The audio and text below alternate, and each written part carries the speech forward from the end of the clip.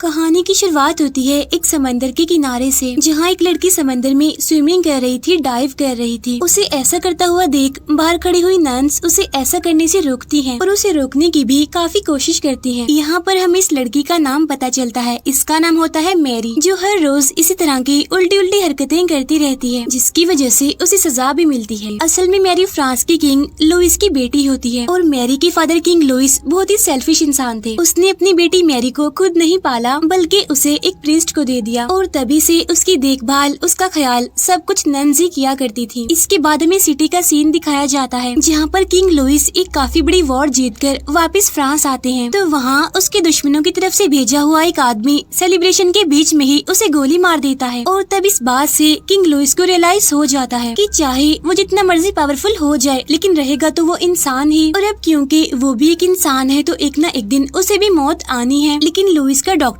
उसे मॉडल बनाने के लिए कहता है कि तुम्हें जल परी को पकड़ना होगा। वो कहता है कि जल परी की पावर से मैं आपको इमॉर्टल बना सकता हूँ। इसीलिए किंग लुइस फौरन अपने खास पायलट यानी समुद्री लुटेरे को समंदर के बिल्कुल बीचों बीच जल परी को पकड़ने के लिए भेजता है और इस पायलट यानी समुद्री लुटेरे का नाम होता है ईव। ईव अपने साथियों के साथ एक मरमेड कपल को पकड़ने में कामयाब हो जाता है, लेकिन उनको तो सिर्फ फीमेल जल परी ही चाहिए थी। इसीलिए वो अपने साथियों से कहकर मेल मरमेड को वापिस से समंदर में भिजवा देता है और खुद वो उस फीमेल जल परी को लेकर पैलेस आ जाता है। और जब लुइस को ये न्यूज मिलती है तो वो बहुत ही खुश हो जाता है, लेकिन उसका जो प्रीस्ट होता है वो इस बात से खुश नहीं होता, क्योंकि उसे ये सब एक क्राइम लग रहा था और कुछ नहीं। लेकिन डॉक्टर को इस बात से कोई भी फर्क नहीं पड़ रहा था, बल्कि उसे तो यकीन था कि सूरज ग्रहण के दिन वो जल परी के दिल से किंग को इमॉर्टल बना देगा। अब प्रीस्ट उसकी बेटी मैरी को भी महल लाने के लिए कहता है। तब किंग लुइस उसकी ये बात मान भी लेते हैं। इसीलिए प्रीस्ट मैरी को लाने के लिए पहुँच जाता है, जहाँ जाकर उसे पता चलता है कि मैरी एक बहुत ही अच्छी म्यूजिशियन है। इसके बाद प्रीस्ट मैरी को महल में ले आते हैं। अब क्योंकि मैरी ने पैलेस को फर्स्ट टाइम देखा होता है, इसीलिए वो सारा कुछ देखकर काफी हैरान और काफी एक्साइटेड थी। लेकिन किंग लुइस अभी भी इस बात को दुनिया के सामने नहीं लाता कि मैरी उसकी अपनी बेटी है। इसीलिए प्रीस्ट मैरी को एक मेड के साथ एक छोटे से रूम में भेज देता है। उधर मैरी को उसकी मेड पूरे पैलेस का विजिट करवा रही होती है। तब हर कोई मैरी को बड़ी अजीब नजरों से देख रहा था। कुछ लोग तो उस पर हंस भी रहे थे, क्योंकि इस टाइम वो एक स्ट्रेंजर थी जो कि गेस्ट बनकर आई थी और इसे किंग के महल में क्यों लाया गया इसके बारे में तो कोई भी नहीं जानता था। अब मैरी फाउंटेन के पास जाकर उसे गौर से देख रही होती है, लेकिन इतनी ही देर में वहाँ पर किंग लुइस आ जाता है। तब अचानक से मैरी के घबरा जाने की वजह से वो पानी में गिर जाती है, लेकिन अब क्योंकि वो थी तो किंग की बेटी ही, इसीलिए किंग उसे अपना कोट पहना देता है। उधर हम देखते हैं उस पायलट को यानी ईव को, जो मरमेड को लेकर महल पहुँच जाता है और किंग को इमॉर्टल होने का इतना क्रेज होता जा रहा था कि वो प्रीस्ट की कोई भी बात नहीं सुनता था। वो तो सिर्फ डॉक्टर की बातें सुनता था, उसे डॉक्टर की ही सारी बातें ठीक लगती थी। इसके बाद किंग जब जल परी को देखने जाते हैं तो उन्हें पता चलता है कि जल परी ठीक नहीं है, उसकी हालत खराब है, क्योंकि वो काफी डरी हुई सहमी हुई थी, क्योंकि ना तो वो कुछ खा रही थी और ना ही पानी से ऊपर आ रही थी। फिर वो डॉक्टर बताता है कि सूरज ग्रहण तक इस जल परी का जिंदा रहना बहुत जरूरी है, वरना हम जो चाह रहे हैं वो कभी भी नहीं हो पाएगा, हम अपने मकसद में कामयाब नहीं हो पाएंगे। और ऐसा करने के लिए यानी जल परी को जिंदा रखने के लिए उसे किसी भी तरह करके कुछ न कुछ खिलाना होगा। फिर किंग लुइस डॉक्टर को धमकी देता है और कहता है कि तुम रखोगे जल परी का ख्याल, वरना तुम्हारे साथ अच्छा नहीं होगा। उधर हम रूम में मैरी को देखते हैं जो कि म्यूजिक की प्रैक्टिस कर रही होती है, लेकिन तभी उसे ऐसा फील होता है कि जैसे उसे कोई बुला रहा है अपने पास एक आवाज के जरिए। इसीलिए वो उस आवाज का पीछा करने लगती है। आवाज का पीछा करते करते वो उसी केव तक पहुँच जाती है जहाँ पर उन लोगों ने जल परी को कैद करके रखा हुआ था। और वो जल परी मैरी को देखकर बाहर आ जाती है। तो यहाँ पर मैरी जल परी से बात करने की कोशिश करती है, लेकिन तभी वो पायलट यानी ईव वहाँ पर आ जाता है और वो मैरी पर काफी गुस्सा करता है। वो कहता है कि तुम यहाँ पर क्यों आई और कैसे आई और जल परी के पास मत जाना। तो मैरी कहती है कि मैं यहाँ पर खुद अपनी मर्जी से नहीं आई हूँ, बल्कि मरमेड ने जल परी ने मेरी म्यूजिक की आवाज सुनकर मुझे यहाँ पर खुद बुलाया है। उसकी ये बातें सुनकर ईव काफी हैरान हो जाता है।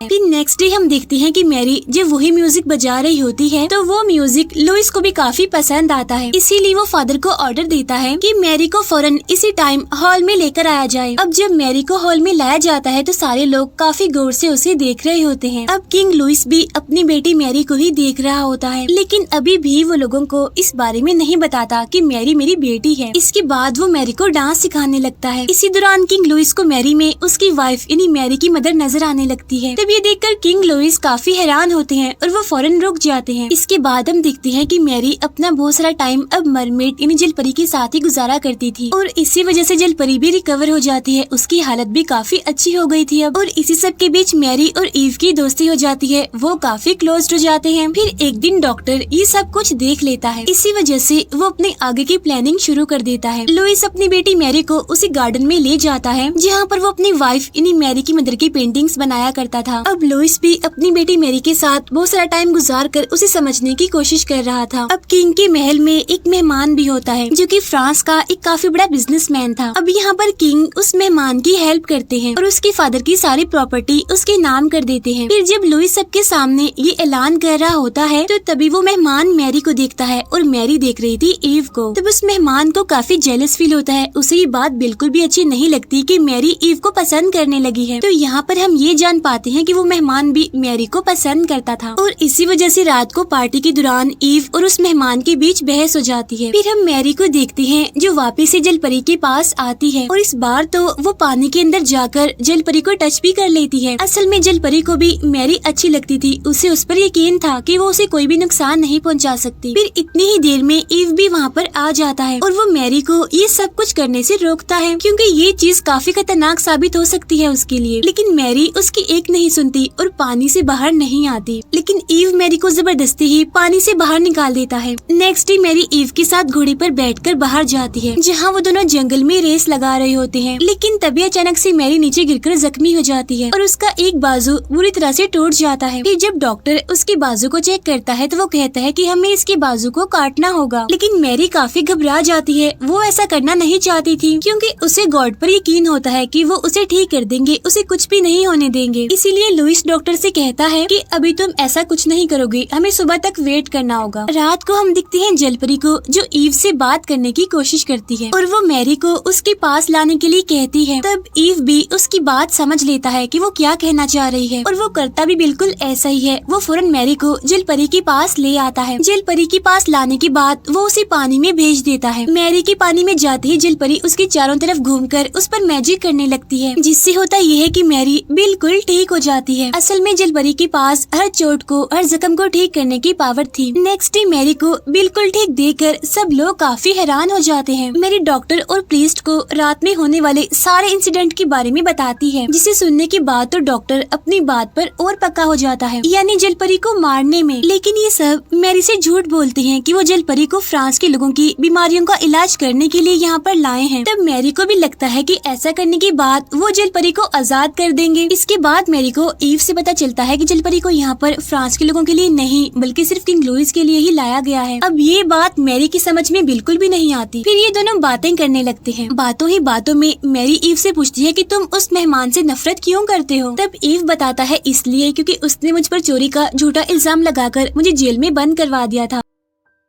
फिर ईव मैरी को एक बहुत ही खूबसूरत जगह दिखाता है। आहिस्ता आहिस्ता वो दोनों काफी क्लोज होते जा रहे थे। यहाँ पर मैरी ईव से कहती है कि मेरी ख्वाहिश है कि जल्द से जल्द तुम उस जलपरी को आजाद कर दो। उधर हम पैलेस में किंग लुइस को देखते हैं जो कि उस मेहमान को अपने पास बुलाकर उसे बता देते हैं कि मैरी मेरी बेटी है और वो उस मेहमान को मैरी से शादी करने के लिए कहते हैं। अब क्योंकि वो मेहमान तो पहले ही मैरी को पसंद करता है इसीलिए वो फौरन शादी के लिए हाँ बोल देता है। लेकिन प्रीस्ट को किंग लुइस का ये फैसला भी पसंद नहीं आता। वो किंग लुइस से कहते हैं कि एटलीस्ट आपको एक बार मैरी की मर्जी पूछ लेनी चाहिए। लेकिन किंग को इस बात से कोई भी फर्क नहीं पड़ता कि मैरी इस शादी के लिए राजी है या फिर नहीं, जिस पर प्रीस्ट को काफी गुस्सा आता है और वो लुइस से कहते हैं कि वो आपकी बेटी है, आपको इतना भी सेल्फिश नहीं होना चाहिए क्योंकि ये चीज तुम एक अच्छा किंग तो बना सकती है लेकिन एक अच्छा इंसान बिल्कुल भी नहीं। उधर मैरी वापिस से जलपरी से मिलने के लिए जाती है और जलपरी मैरी को अपने ऊपर बिठाकर उसे पानी का टूर करवाती है जिससे मैरी काफी इंजॉय करती है। इसके बाद मैरी जब बाहर आ जाती है तो किंग लुइस उसे अपने पास बुलाते हैं जहाँ वो उसे बता ही देते हैं कि तुम मेरी बेटी हो। वो मैरी को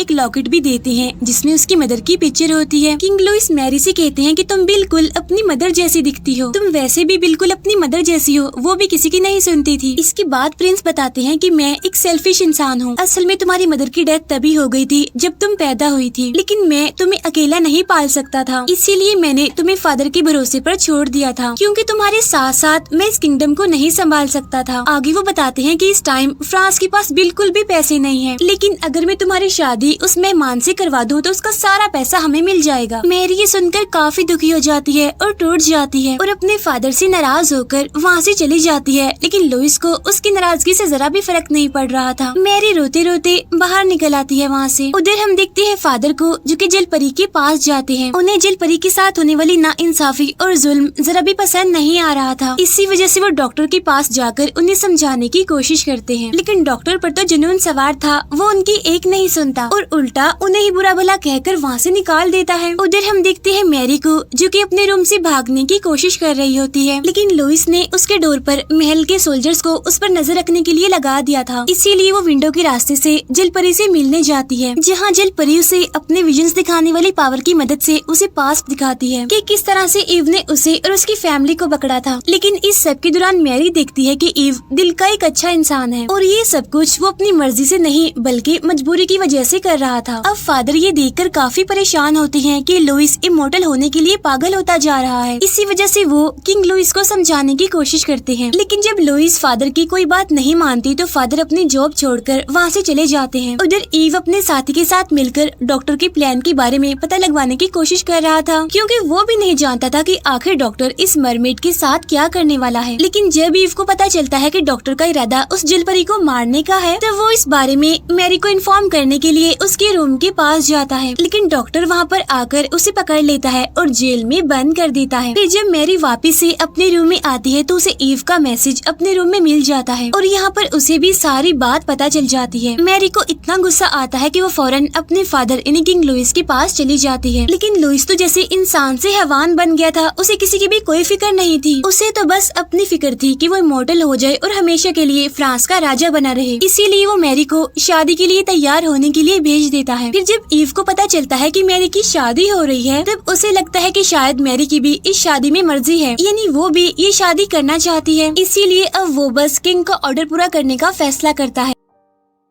उधर प्रीस्ट मैरी के रूम में जाते हैं और उसकी हेल्प करने के लिए एग्री हो जाते हैं। प्रीस्ट मैरी से कहते हैं कि तुम्हें दुल्हन का कॉस्ट्यूम पहनकर बाहर जाना होगा। अब मैरी के ऐसा करने पर वो उसे सोल्जर से बचाते हुए आजाद कर देते हैं। अब मैरी भागते हुए जलपरी के पास पहुंचती है, लेकिन वहां पहुंचकर वो देखती है कि ईव जलपरी को पानी से बाहर निकालने की कोशिश कर रहा है। यहाँ पर मैरी ईव को अपनी फीलिंग्स बताती है कि मैं तुम्हें पसंद करती हूँ। वो कहती है कि अगर मैं जलपरी को आजाद कर दूँ तो उसके बाद हम दोनों शादी कर लेंगे, उसके बाद हम दोनों साथ में मिलकर वैसी ही लाइफ गुजारेंगे जैसी हमने सोची है। ये सुनकर ईव अपने साथियों से कहता है कि तुम जाकर शिप निकालो और खुद वो मैरी के साथ जलपरी को ब्रिज की दूसरी तरफ ले जाने की प्लानिंग करने लगता है, यानी जहाँ से जलपरी वापिस से समंदर में चली जाए। लेकिन ये सब कुछ करना इतना आसान नहीं था। इसी दौरान डॉक्टर को मैरी के भागने के बारे में पता चल जाता है, इसीलिए वो भी फौरन उस केव में पहुँच जाता है, जहाँ पहुँचते ही उसकी ईव के साथ लड़ाई हो जाती है और इस फाइट के दौरान ईव को गोली लग जाती है। मैरी जलपरी को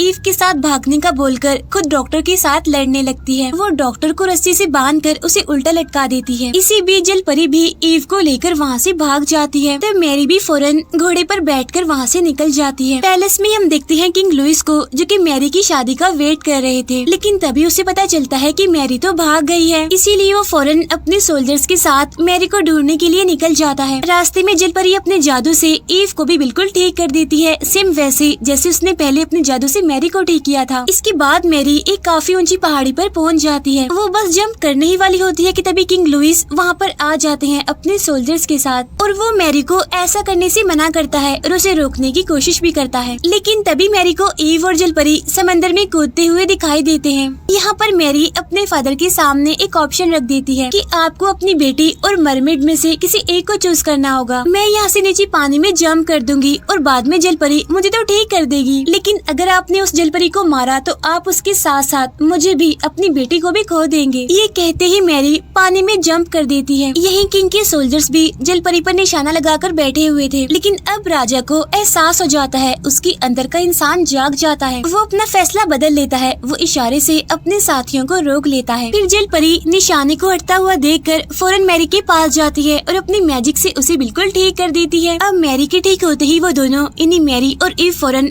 शिप पर चढ़ जाते हैं। ऊपर पहाड़ी पर खड़ा हुआ किंग लुइस भी उन दोनों को देख रहा था। इसके बाद हम दिखते हैं कि ये दोनों जलपरी को छोड़ने के लिए समंदर के बिल्कुल बीचों बीच होते हैं और वहाँ पर मैरी पानी में जंप कर देती है। पानी के अंदर जाते ही वो जलपरी और उसकी फैमिली से मिलती है। अब जलपरी फिर से उसे अपने ऊपर बिठाकर समंदर का टूर करवाती है। यहाँ पर हम देखते हैं कि जलपरी की दुनिया यानी समंदर की दुनिया बहुत ही खूबसूरत है। समंदर के इस टूर को मैरी काफी एंजॉय कर रही होती है और इसी खूबसूरत से मोमेंट के साथ ये मूवी यहीं पर एंड हो जाती है।